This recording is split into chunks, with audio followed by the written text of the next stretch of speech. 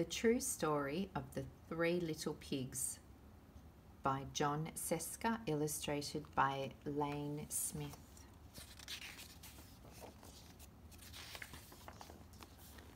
Everybody knows the story of the three little pigs, or at least they think they do, but I'll let you in on a little secret.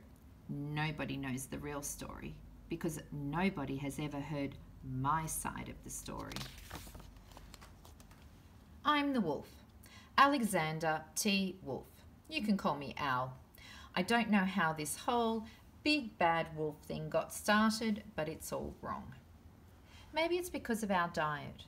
Hey, it's not my fault wolves eat cute little animals like bunnies and sheep and pigs. That's just the way we are. If cheeseburgers were cute, folks would probably think that you were big and bad too. But, like I was saying, the whole big bad wolf thing is all wrong.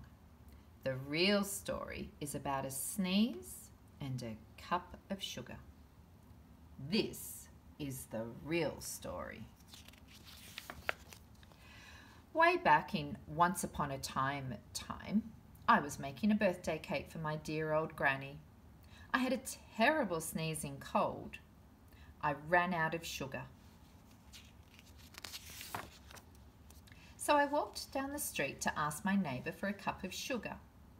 Now, this neighbour was a pig, and he wasn't too bright either. He had built his whole house out of straw. Can you believe it? I mean, who in his right mind would build a house out of straw? So, of course, the minute I knocked on the door, it fell right in. I didn't want to just walk into someone else's house, so I called, little pig, are you in?" No answer. I was just about to go home without the cup of sugar for my dear old granny's birthday cake. That's when my nose started to itch. I felt a sneeze coming on. Well, I huffed and I snuffed. And I sneezed a great sneeze.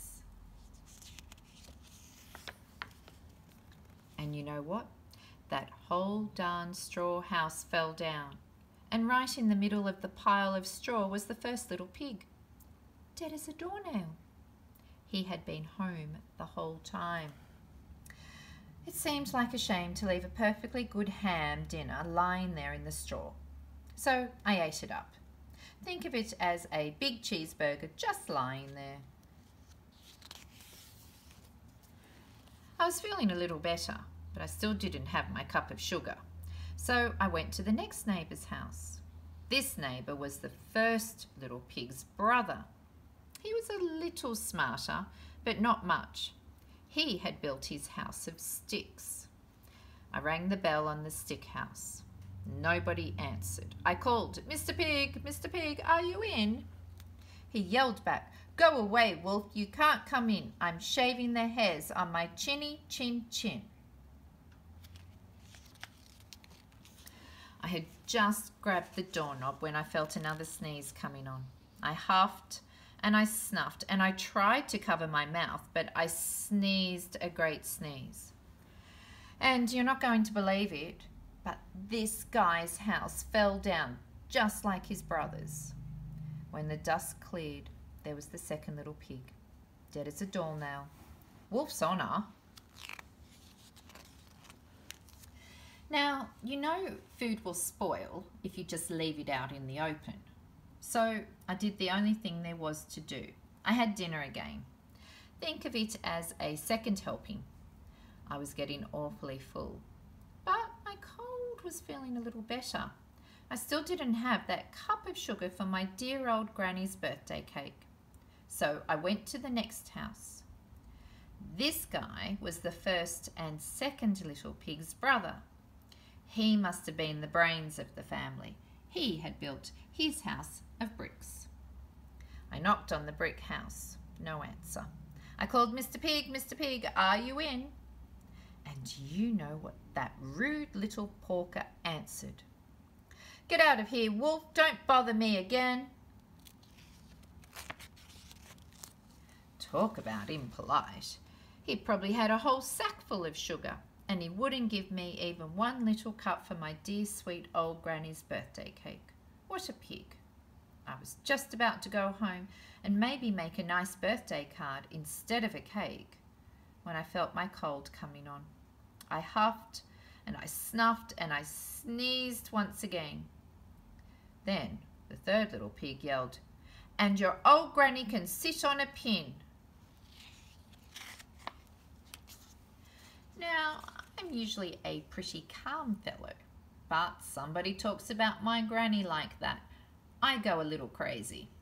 When the cops drove up, of course I was trying to break down this pig's door, and the whole time I was huffing and puffing and sneezing and making a real scene. The rest, as they say, is history. The news reporters found out about the 2 pigs I had for dinner.